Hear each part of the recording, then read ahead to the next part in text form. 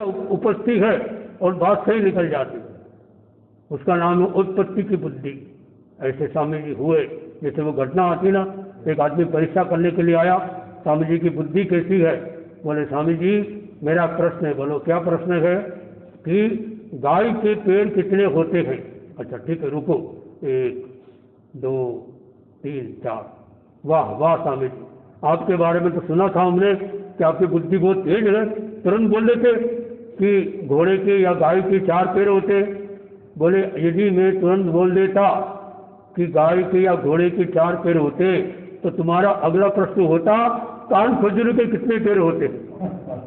अगर मैं नहीं बताता बोले तुम तो इतनी गलती फिर गिनती नहीं। बोले मेरा यही प्रश्न था अगला, मैं आपको हराने आया था और आप जीत गए, मैं हार गया। आचार्य तुलसी भिवानी पधारे और एक विद्वान व्यक्ति आया आचार्य तुलसी के पास और बोले मेरे से चर्चा करो। बोले चर्चा मैं करने की इच्छा नहीं। बोले चर्चा करो। बोले क्या चाहते क्या? बोले चर्चा करो। बोले चाहते क्या? बोले मैं आपको चर्चा में हराना चाहता हूँ, बस इतनी सी बात है। तो कहा जाओ लोगों को सूचना कर दो कि मैंने आचार्य तुलसी को हरा दिया है। कोई बिल्ली कहेगी कि मैंने शेर को हरा दिया, लोग मानेंगे? और वह इतना प्रभावित हुआ, अरे आचार्य तुलसी तो बिना चर्चा किए अपनी हार मान गए। और इतना प्रभावित हुआ, बहुत अच्छा वो भक्त बन गया। कई बार होता। तो ये सारा संसार दुखकारी होता है। तो कई के घर में सासू लड़ती, सास और बहू के घर में बहुत झगड़े होते।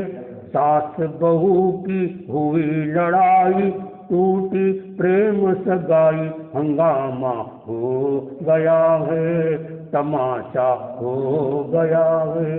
झाड़ू के पीछे आगे हुई है लड़ाई बड़ी जोर से। झाड़ू के पीछे आगे हुई है लड़ाई बड़ी जोर से।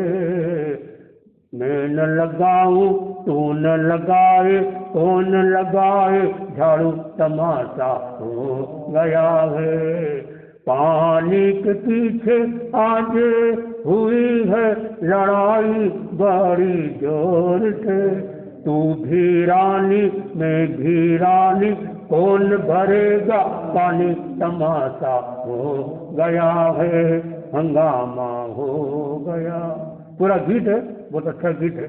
तो यूट्यूब में कभी मैंने किसने बताया था, तो वो दोनों सास और बहू आपस में बैठी है और वो गीत गा रही है। वो अच्छा गीत लगा मुझे। तो ये सास बहू के झगड़े, कौन सा घर शादी होगा जो नहीं होता है? बस ये परिवार है, इनके घर में सास बहू का झगड़ा नहीं होता है। कि बहू है ही नहीं, बहू हो तो झगड़ा बहू है ही नहीं, अभी तो नहीं। तो ये कहा गया कि कोई के घर में सासू लड़ती, ननंद भोजाया झगड़ा करती, और बोले कड़वा बोल दुनिया दुखकारी। घर में बेटा पोता पोती, दादी रसोई न्यारी करती। कैसे घर देखे मैंने, नाम नहीं बताएंगे तो आप उनको फोन कर दोगे। ओहो, घर में सब कुछ है लेकिन खाना दादी अलग बना रही है, और बहू का खाना अलग, बच्चों का खाना अलग। एक घर ऐसा भी देखा मैंने कि घर में देरानी और जेठानी और चूल्हा एक चूल्हा एक रसोई घर, आंखों से देखा से बता रहा हूँ मैं आपको। वो उनका नियम है कि 10 से 10:30 आधा घंटे के लिए तुम्हारा ये किचन है, हम इसमें पेड़ में ही धरेंगे, जो भी करना आधे घंटे में बना के बाहर रख लेना, अंदर मत लेना, हम खा जाएंगे। और फिर उसका नंबर आता है देरानी का, फिर वो आधे घंटे में सारा बनाकर वो अपने कमरे में लगे, वो अपने कमरे में लगे। ऐसे एक ही घर में रहते, ऐसे लोग भी है दुनिया में। एक बार ऐसा भी हुआ कि घर में, एक घर के अंदर में वो थे पत्नी और पति, देखो आप, 2 ही पति पत्नी। तो घर में कोई संत गए, बोले खाना तो बोले कई तरह का खाना बनाया। सर इतना खाना अलग अलग कैसे? बोले हमारी रुचि अलग अलग है। उसने कविता बना दी, मैं पूरब वो पश्चिम जाती, मैं फल का वो पूरी खाती, मैं खाता रसदार सब्जियां, उसको सब्जी सूखी भाटी, फिर क्या हांडी अलग पकाए, घर का झगड़ा किसे सुना। घर में दो ही जने, दोनों के अलग अलग, एक को भिंडी की सब्जी अच्छी लगती है, एक को तुरई की अच्छी लगती है, एक को मसाले वाला खाकरा चाहिए, एक को बिना मसाले का खाकरा चाहिए, अपनी अपनी चॉइस है। तो ऐसी स्थिति कई बार हो जाती है। तो कहा गया कि घर में ऐसा स्थिति बनती है, कोई घर में 9-10 बेटा, और कितने कई घर ऐसे होते हैं, कितने बेटे, वो इतने सारे बेटे, लेकिन उसमें से एक भी काम का नहीं। एक श्रवण कुमार को पाकर उसकी माँ मुस्कुराती है, और 100 पुत्र पाकर गंधारी आंसू बहाती है। देखिए आप, एक पुत्र किसका, श्रवण कुमार, जिसने क्या किया, अपने अंधे माँ बाप की सेवा की। और देखो, और अंतिम समय तक वो पानी लेने गया, और दशरथ को ध्यान रहा नहीं, पानी की आवाज आई, उसने कोई सोचा कोई पशु होगा, ये समझकर तीर चलाया, और वो तो था उनके लड़का था, कौन, श्रवण कुमार। अंधे माँ बाप लेटे इंतजार कर रहे हैं कि मेरा बच्चा पानी लेकर आएगा, और वो श्रवण कुमार मर गया। देखो ऐसी स्थिति होती।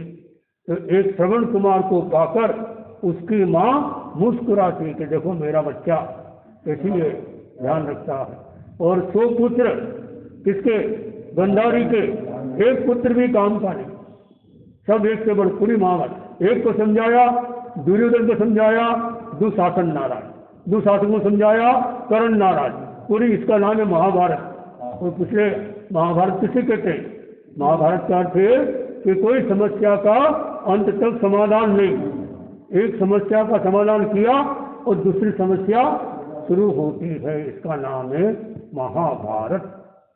तो यह ऐसा दुनिया होती है, घर में कई तरह के लड़के लड़कियां होते हैं, और परिया यानी कि शादी की और न्यारा हो गया।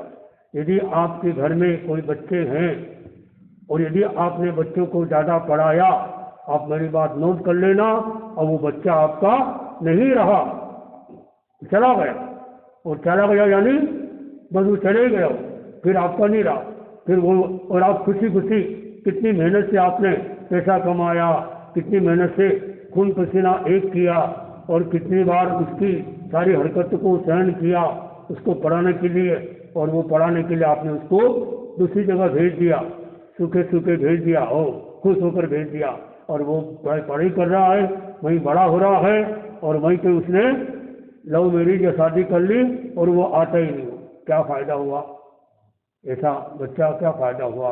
एक आदमी, एक लड़का अपने पिताजी से मिलने के लिए अनाथ आश्रम में आया, अनाथ आश्रम, तो उसने मिल लिया, वो चला गया। तो ये दूसरे आदमी ने पूछा कि यार ये आदमी को आपको दुख नहीं हुआ कि ये आदमी, ये लड़का जो आया था आपका लड़का है, और आया था और आपसे मिला ही नहीं और चला गया। बोले कोई दुख नहीं हो, क्यों, तो इसको मैं अनाथ आश्रम से ले गया था, ये मेरा लड़का नहीं। देखो ऐसा होता। तो आज कई जगह अनाथ आश्रम खुले हुए हैं, कई जगह वृद्ध आश्रम खुले हुए हैं। ये सारा क्यों हो रहा है कि ध्यान नहीं दे रहे माँ बाप का बच्चे, और गलती इसमें माँ बाप की है। जो सिर पे चढ़ाया किसी को सिर दर्द बनेगा। बेटा कितना प्यारा हो सिर पे चढ़ाना ना चाहिए, बेटी कितनी प्यारी हो पर घर घुमाना ना चाहिए। जिस भजन में राम का नाम न हो उस भजन को गाना ना चाहिए। क्या सुंदर। चाहे मैया कितनी बेरी हो उसे राज छिपाना ना चाहिए। चाहे पत्नी कितनी प्यारी हो उसे भेद बताना ना चाहिए। जिस भजन में राम का नाम न हो उस भजन को गाना। क्या सुंदर गीत जिसने बनाया है। बहुत बढ़िया लगा मुझे ये। ये स्थिति आप देखिए, आपका लड़का कितना भी अच्छा हो, सिर पे मत चढ़ाओ। सिर पर चढ़ाओगे सिर दर्द बनेगा आपके। और आपकी लड़की कितनी भी अच्छी है, उसको अलग अलग घरों में मत घुमाओ। कहते हैं कि घर वाली तो घर में राजी। अपने घर वाली महिलाएं, लड़कियां हैं, उनको घर में रखो, बाहर मत फालतू घूमने दो। और जो घर वाला है उसको घर में लंबे समय नहीं रहना। वो घर वाले को तो दुकान में रहना, बाजार में रहना अच्छा है, और लंबे समय वो घर में रहेगा, खुद भी काम नहीं कर पाएगा, दूसरों को भी काम करने नहीं देगा। जब कोरोना काल आया था तो बोला कि वो घर वाली रोटी बना रही थी, तो वो घर वाला वो कहा तुम दूर रहो, 2 हाथ दूर रहना। क्या कहा? 3 हाथ 2.5 हाथ कितने दूर? ये कोरोना पास में तो कितने हाथ का था नहीं? 2 हाथ, 2 हाथ दूर रहो। दूर बोले उसकी इच्छा थी भाई क्या क्या बनाया बताओ, तो दूर रहो। अब वो घर वाला नोट गिन रहा था, घर वाली आई बोले दूर रहो, कोरोना काल चल रहा है, दूर रहो। वहां से धन भगाया, तुम दूर रहो, जैसे करते था। तो ये कहा गया कि ये दुनिया जो है बहुत दुखकारी होती है। तो दुनिया में सुखकारी भी है, सुख भी है तो दुख भी है। ऐसा नहीं हो सकता कि कोई व्यक्ति दुखी ही रहे, और ऐसा नहीं हो सकता कोई व्यक्ति सुखी रहे। सुख है दुख दोनों चलते रहते हैं। तो जो सुख दुख दोनों में से बच जाते हैं वो ऊपर आगे बढ़ जाते हैं। घनी बेटियां दुखड़ो मोहे, इज्जत रखनी धन रोवे, पुत्र गयो दिल तोड़ दुनिया दुखकारी। तो ये सारे संसार देखिए आप, कितना दुख का संसार है। ये मानो तो दुख ही दुख है, और ये मानो तो सुख ही सुख है। अपना पुण्य उदय में आता है तो सुख मिलता है, पाप उदय में आता है तो दुख मिलता है। जो जीव के पुण्य घटे तो पाप बढ़े, पाप घटे तो पुण्य बढ़े। जैसे पथ्य भोजन बढ़े तो सुख मिलता है, अपथ्य भोजन मिले तो दुख मिलता है। पथ्य अपथ्य भोजन के बिना व्यक्ति का मरण हो जाता है। उसी तरह से जब ये पुण्य और पाप दोनों खत्म होते हैं तब मोक्ष मिलता है। ये स्वामी जी की भाषा है। तो आचार्य भिक्षु एक ऐसे महान आचार्य हुए। तो आज का दिन, कल आचार्य श्री तुलसी का जन्मदिन था, 111 साल पहले इस धरती पर वो ऐसे महापुरुष आए। रेल मगरा का सौभाग्य रहा कि उनको 2 बार प्रवास मिला रेल मगरा का। बस समझो कि 3 दिन का गैप रहा मेरा और आचार्य तुलसी का यहाँ आने में। बस आचार्य तुलसी यहाँ से पधारे, मंगलवार चौराया पधारे, और वहाँ पर मेरे दर्शन हुए। लगभग शायद 21-22 को यहाँ पधारे। 22 तारीख को महाप्रज्ञ जी का मिलन हुआ, दिसंबर 85 में यहाँ पर पधारे थे 21 दिसंबर को। और मैंने 19 दिसंबर को घर छोड़ा और मैं साधना केंद्र गया, और बाद में मुझे कहा कि वहाँ संत हैं उनके साथ में आ जाना। तो मंगलवार चौराया गुरुदेव तुलसी पधारे।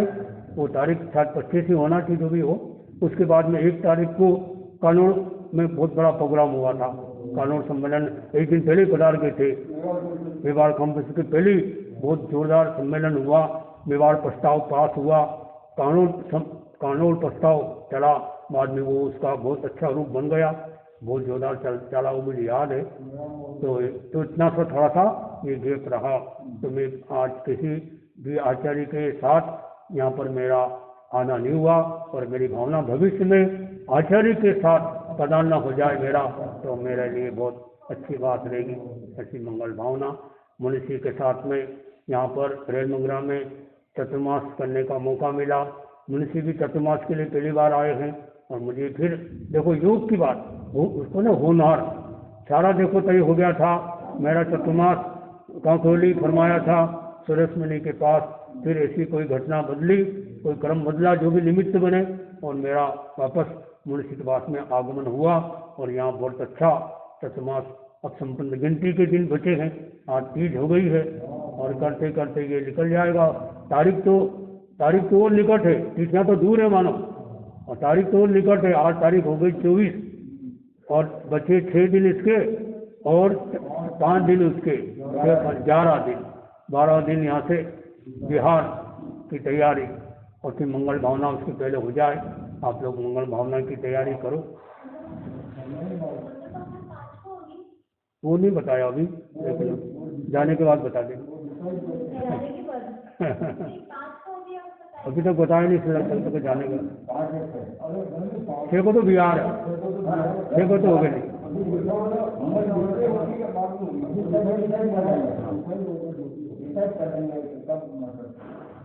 तो जो भी हो, मंगल भावना यानी कि हमारा यहाँ से प्रस्थान, मंगल भावना यानी प्रस्थान। आपकी सब मंगल भावना, आपकी तो रोज मंगल भावना मिलती है।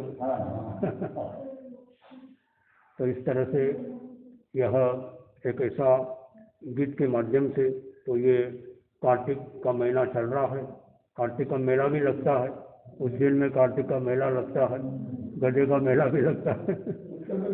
हाँ, पुष्कर में भी लगता है। कार्तिक का स्नान भी, कार्तिक का बहुत बड़ा स्नान होता है, पुष्कर में भी बता रहे थे।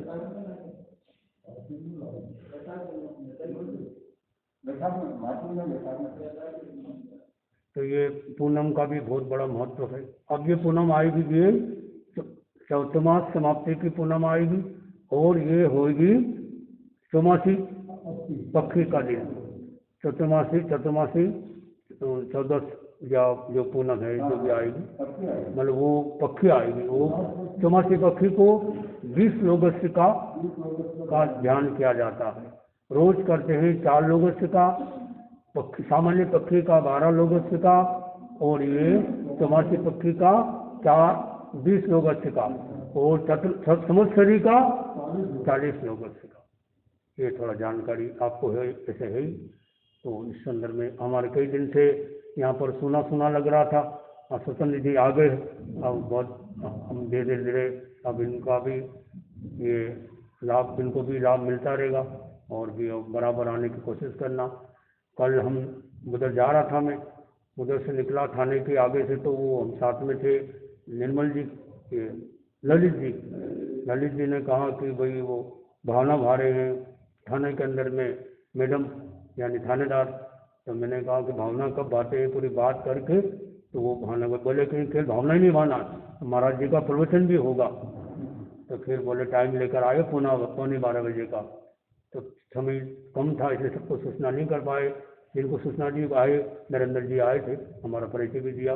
तो वहाँ गए, एकदम बाहर लेने के लिए आए, और अंदर हमको ले गए, वहाँ बिठाया, बातचीत की, बाद में उनका प्रवचन रखाया हमारा आधा घंटे का, और तो वापस फिर अंदर ले गए, बरत मिलाया उन्होंने, और वापस छोड़ना आए, बोले और पधारना। तो बड़ा अच्छा लगा उनका भी, एक बुलंद महिला एकदम, मतलब वो एकदम अच्छे, वो थानेदार, अच्छा लगा। सोनाल बोल रहे, एकदम सोनाल बोलने में भी एक्सपर्ट है, और उसका प्रभाव भी देखा मैं, तो जैसा उसने कह दिया, फटाफट सब उनके कहने में रहते। जब वो 30 साल की लड़की मानो, तो जैसे शादी नहीं की, लेकिन इतनी बुलंद जो उसकी आवाज़ और उसका लीडर देखो, लीडरता देखी। हाँ अच्छा, हाँ अच्छा, अपने आगे स्वागत में आए थे एक बार, आने आते रहते। कल भी उसने कहा था कि मैं रात शाम वाले प्रोग्राम में आऊँगी। वो काम रह गया होगा, या ये होगा कि उन्होंने सोचा कि अपन लेने जाएंगे, कोई यहाँ से ध्यान भी नहीं दिया, दोनों भी हो सकता है। फिर जो हुआ, तो रात को प्रोग्राम हुआ था, कौन बनेगा प्रज्ञावान। तो हमारे देखो, ये पहली घटना होगी कि इतना छोटे से क्षेत्र में लगभग 16 लोगों ने भाग लिया, उसमें से 5 जने करोड़पति बने। देखो, हालांकि अभी इनाम मिला नहीं, इनाम तो बात जाने के बाद देंगे, लेकिन यह 5 जने उसमें, मतलब जहाँ 7 था, 7 प्रश्न तक पहुँच जाए तो एक करोड़पति वाला प्राइज जो है, जो भी निर्धारित है, वो उसको कहने का भाव है। ये तो एक प्राइज तो बहाना है, मूल में ज्ञान की आराधना है कि इसमें ज्ञान के। तो ये निहाल जी ने भी बहुत आए, अच्छा रहा इनको कुल मिलाकर। तो इनके परिवार से तीनों ने भाग लिया, लड़के ने भाग लिया, बहू ने भाग लिया, आपने भाग लिया, आपने भी, दोनों ने भाग लिया। बहुत अच्छा, कुल मिला के अच्छा रहा। आपका भी नाम का अनाउंस किया था हमने, अब आए नहीं, कोई काम आ गया होगा, कोई बात। कई लोग नहीं आए, कई लोगों को कई प्रोग्राम में रुचि नहीं, ऐसा लगता। कल देखो कन्या मंडल आ गए, बड़ी बात, जितने वो कई प्रोग्राम में नहीं आते, कन्या मंडल आज थोड़ी संख्या अच्छी हो गई, और महिला मंडल तो जैसे यहाँ है ही नहीं, ऐसा लगता है कि है ही नहीं। योग परिषद तो पता नहीं कभी कभी दर्शन करने आते तो नहीं आते, वो कोई बात नहीं है। बाकी बस सभा थोड़ी थोड़ी यानी ठीक है, सभा एक्टिव है।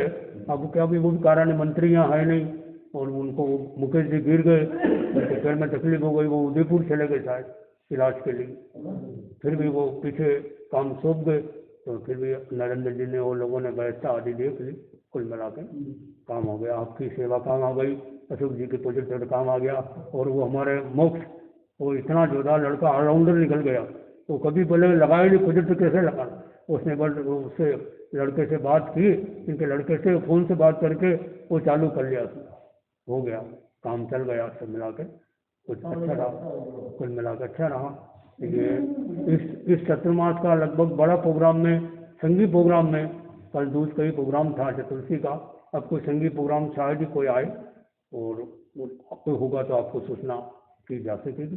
तो अभी का समय क्यों बीत गया ना, तो अभी का कार्यक्रम संपन्न करते, मंगल पाठ।